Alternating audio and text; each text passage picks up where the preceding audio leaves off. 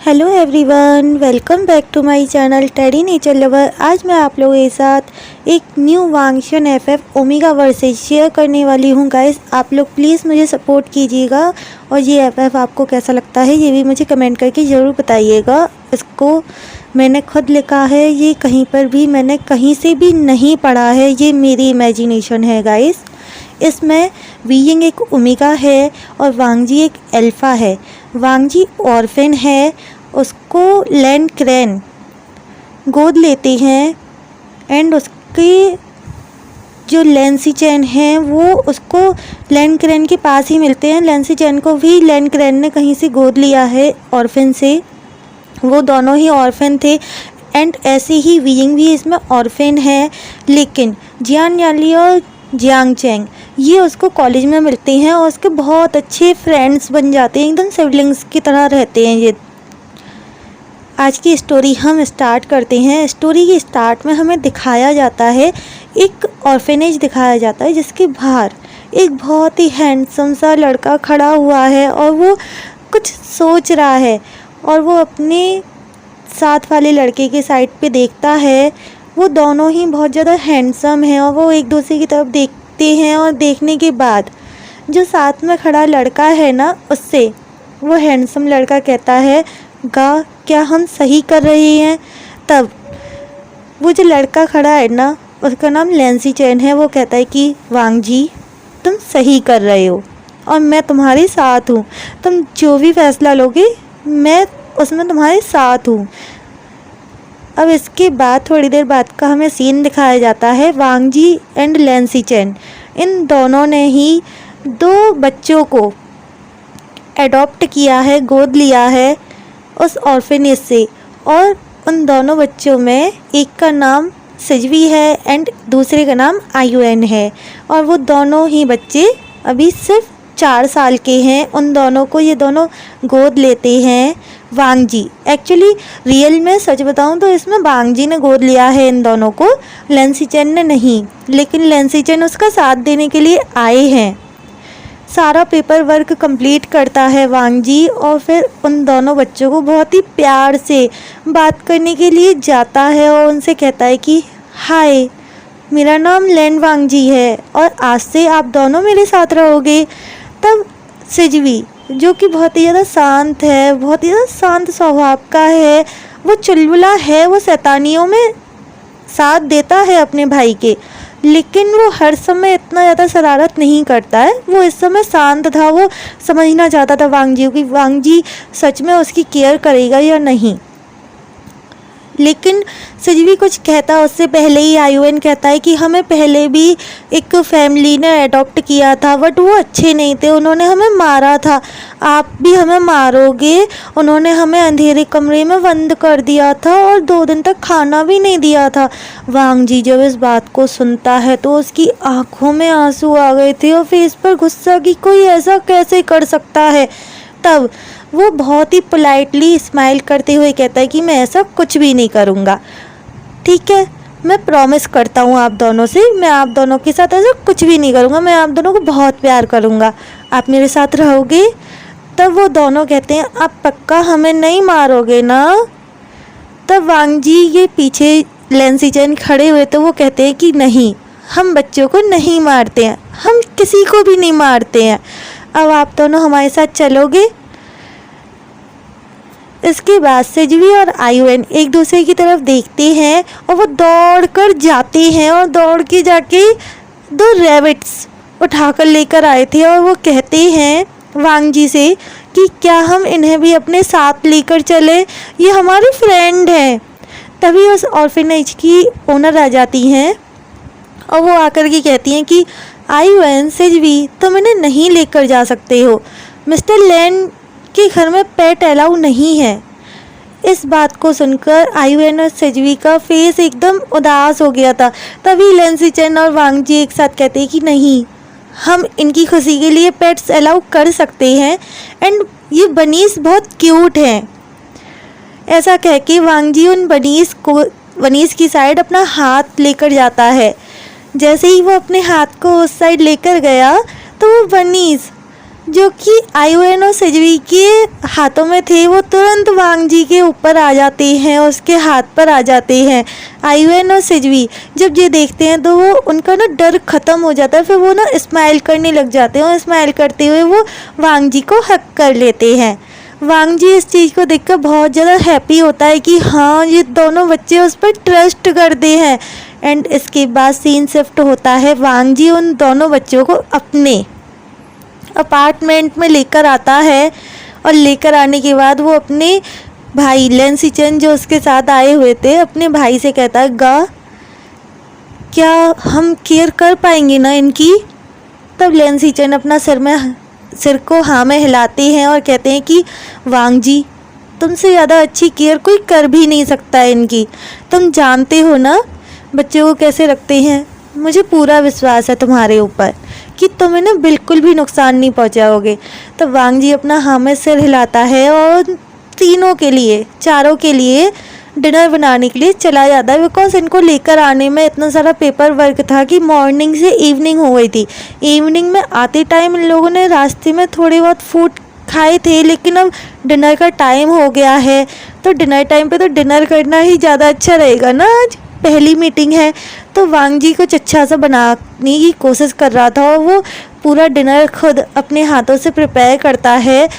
और आयुएन और सेजवी जब उनको ना बहुत देर हो गई थी खेलते खेलते और कोई उनको मना नहीं कर रहा था ना खेलने से, ऑर्फेनेज में जब वो थे तो उनको ना हर कोई इतना ज़्यादा खेलने से मना करता था कि अब रात हो गई है, अब मत खेलो, ये मत करो, वहाँ मत जाओ, ये मत छीओ।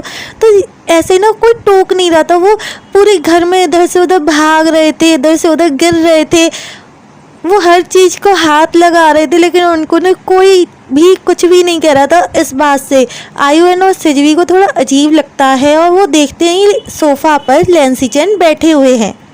वो तुरंत दौड़कर लेंसिचन के पास जाते हैं और एक साइड आयुएन और एक साइड सेजवी ये दोनों बैठ जाते हैं और लेंसिचन से कहने लगते हैं, आप उनके गागा हो।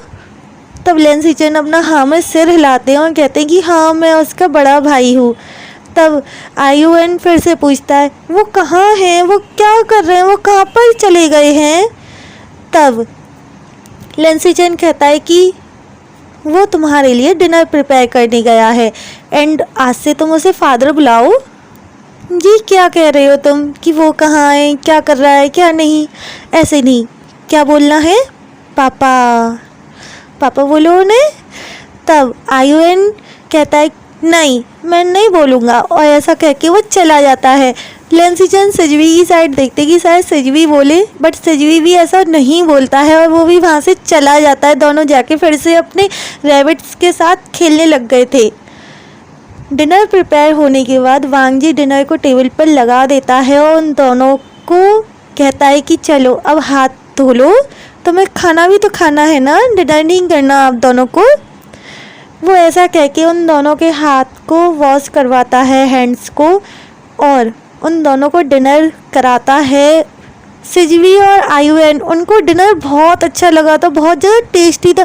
मीन्स जैसा उनको पसंद है ना, ज़्यादा तीखा नहीं खाते, वो बच्चे हैं, वो ज़्यादा तीखा कैसे खा सकते हैं, और उनको ना ज़्यादा मीठा भी पसंद नहीं है। उस हिसाब से वो डिनर बहुत ही परफेक्ट बना था, वांग जी ने एकदम अच्छे से बनाया था, उनको बहुत पसंद आता है। और वो जैसे ही खाते हैं ना तो वो सारा का सारा डिनर फिनिश कर दिया था उन्होंने। और वो वांग जी से कहते हैं, आप हमारे लिए रोज़ ऐसा ही डिनर बनाना, हमें आपके हाथ का खाना बहुत अच्छा लगा है। और इसके बाद वो यॉर्निंग करने लगते हैं। यॉर्निंग करते हुए देखकर वांग जी उनको अपनी गोद में कैरी करता है, दोनों को। एक हाथ पे, एक साइड पे उसने आयुएन को लिया था, एक साइड पे सेजवी को लिया था, और कैरी करके वो उनको सुलाने के लिए ले जाता है। वांग जी ने पहले ही बच्चों के लिए एक रूम तैयार करके रखा था कि हाँ उसको बच्चे है क्या एडॉप्ट करने हैं, और उसके लिए उसने पहले से तैयारी कर रखी थी। वो पिछले 6 महीने से तैयारी कर रहा है उस रूम को डेकोरेट करने में।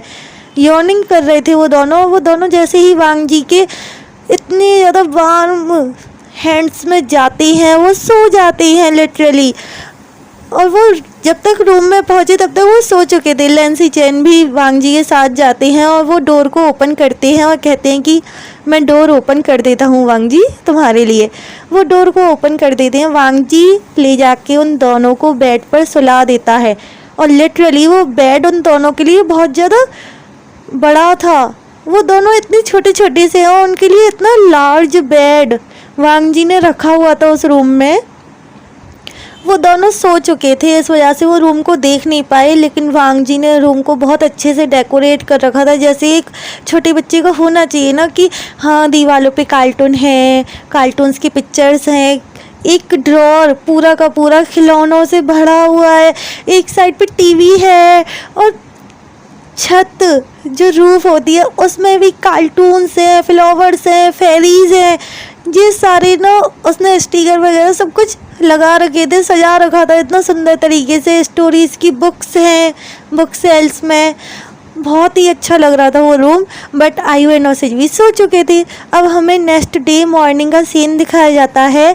आयुन और सेजवी वो दोनों जब जागते हैं तो वो अपनी रूम को देखकर हैरान हो गए थे। उनको लग रहा था कि ये कोई सपना है और वो अपनी आंखों को बार बार मीड़ रहे थे कि हाँ ये सपना है कि हकीकत। और जब उनको विश्वास हो जाता है कि ये हकीकत है तो वो दौड़ के अपने रूम में से बाहर आते हैं वांग जी को देखने के लिए कि हाँ क्या ये सच में हो रहा है इनके साथ।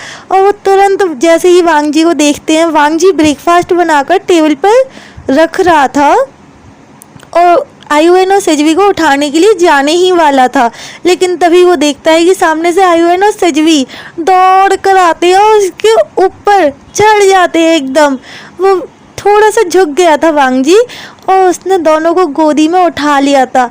आयुन और सेजवी वांग जी के चीक्स पर किस करते हुए कहते हैं कि आपने हमारा रूम इतना सुंदर सजाया है, आप बहुत अच्छे हो, हम आपके साथ रहना चाहते हैं। ये बात सुनकर वांग जी को थोड़ा सा रिलीफ होता है कि हाँ बच्चों को वो पसंद आ रहा है।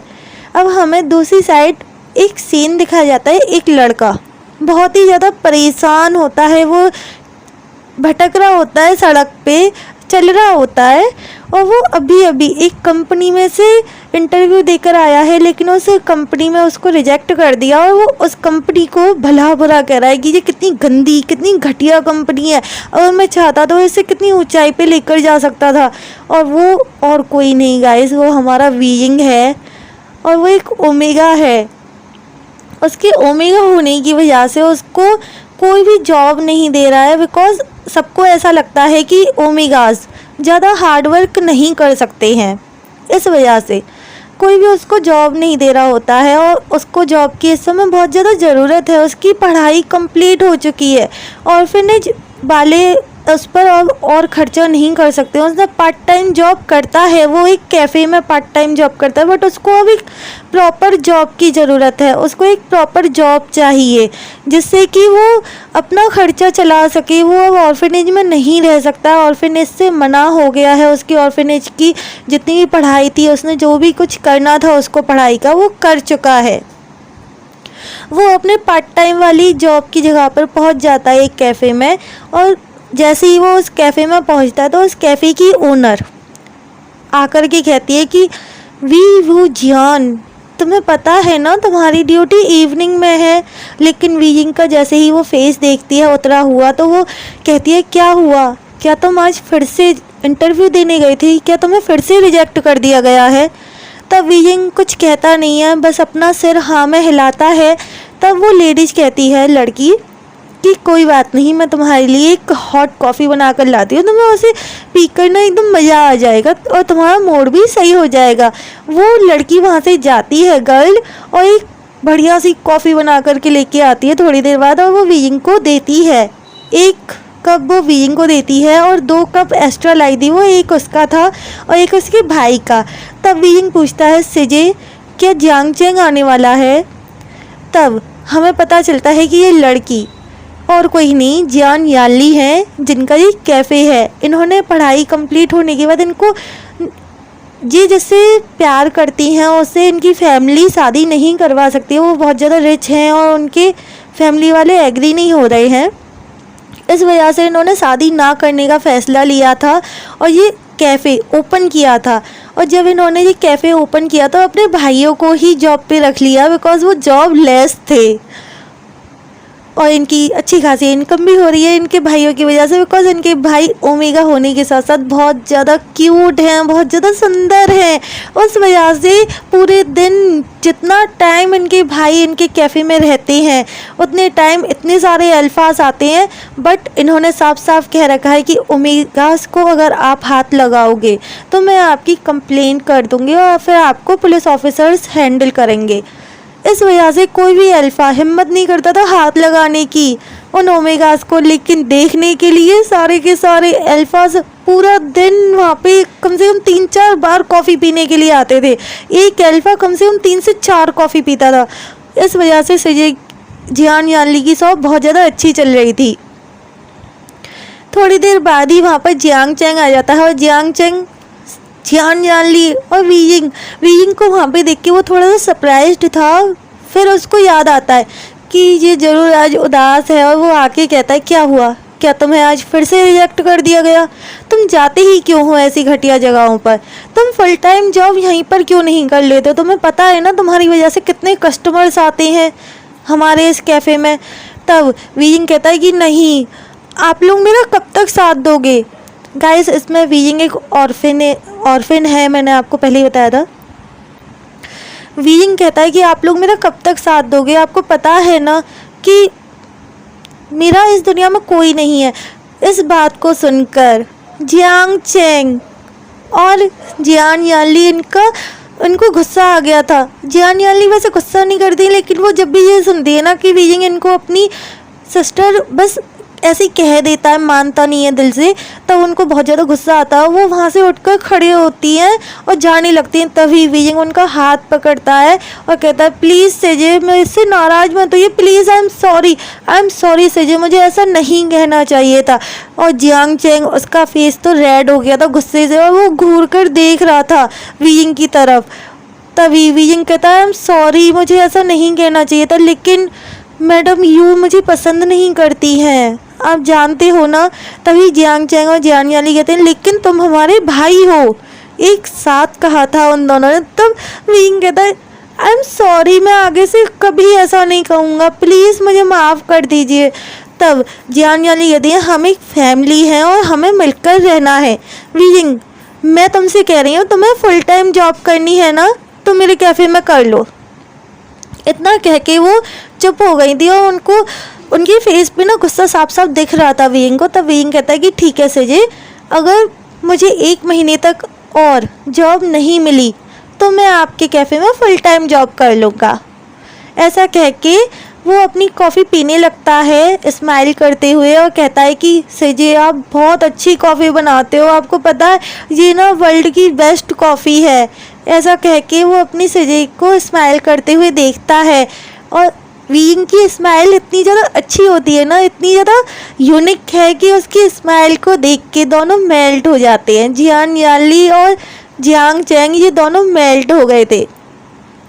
अब हमें कुछ दिन स्किप होके दिखाया जाता है वांग जी आयुन और सिजवीन दोनों को स्कूल ड्रॉप करता है और स्कूल ड्रॉप करने के बाद उसकी हालत इतनी ख़राब दिखाई जाती है। उसके बाल एकदम बिखरे हुए थे सिर के, उसकी आँखों के नीचे ना थोड़ा सा सैलन हो गई थी, ऐसा लग रहा था कि वो रात को सो नहीं पाया है और वो थोड़ा थका हुआ दिख रहा था।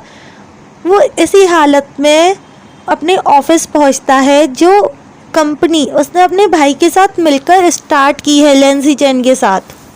लेंसी चैन उसकी ऐसी हालत देख करके उससे पूछते हैं क्या हुआ है वांग जी तुम्हें? तब वांग जी कहता है कि मुझे लगा था कि ये बहुत इजी होगा, लेकिन इतना वर्क होता है, इतना वर्कलोड होता है कि तब लेंसी चैन समझ जाते हैं कि वांग जी क्या कहना चाहता है और वो वांग जी की बात को कंप्लीट होने से पहले ही बोलते हैं वांग जी तुम एक केयर टेकर हायर कर लो, एक अच्छा केयर टेकर जो आयुन और सेजवी को केयर करे। जितने टाइम तुम ऑफिस में रहते हो उतने टाइम वो उन दोनों की केयर करे। हालांकि वो घर पर बहुत कम टाइम होते हैं, वो स्कूल भी तो जाते हैं, उनका स्कूल है, वो स्कूल पढ़ने जाते हैं और वो आफ्टरनून के टाइम पे वो केयर टेकर उनको स्कूल से लेके घर आके उनकी केयर कर सकती है 4-5 घंटे। ज़्यादा टाइम तो नहीं लगता है ना। तब वांग जी कहता है कि अगर उस केयर टेकर ने उन दोनों के साथ कुछ गलत किया तो होगा। तब लैंसी चैन कहते हैं कि उसके लिए हम सीसीटीवी कैमरा लगा के रखेंगे, जिससे कि हमें पल पल की खबर मिलती रहेगी, और जैसे ही हमें वो गलत लगेगी केयर टेकर, हम उसे निकाल देंगे। तब वांग जी अपना हाँ में सर हिलाता है और कहता है कि मैं रिस्क नहीं लेना चाहता हूँ का। वो कितनी प्यारी है, आप देख रहे हो ना, वो कितने मासूम हैं वो दोनों। और फिर उनकी बनीज, वो भी तो कितने मासूम से हैं। इन चारों को अगर उस केयर टेकर ने कुछ भी नुकसान पहुंचाया तो वांग जी ऐसे डर रहा होता है। तब लैंसी चैन कहते हैं कि मेरा एक फ्रेंड है, उस फ्रेंड का भाई एक ओमेगा है, और उसकी ना बहुत सारे ओमेगा फ्रेंड हैं, और ऑर्फेनेज में भी उसके कई सारे फ्रेंड हैं, तो हमें ना कोई अच्छा सा इंसान मिल जाएगा अगर हम ढूंढेंगे तो। तब वांग जी तैयार हो जाता है, लेकिन वो कहता है कि पहले मैं सीसीटीवी कैमरा लगवाऊंगा, अगर उस केयर टेकर ने मेरे बच्चों को कुछ कर दिया तो।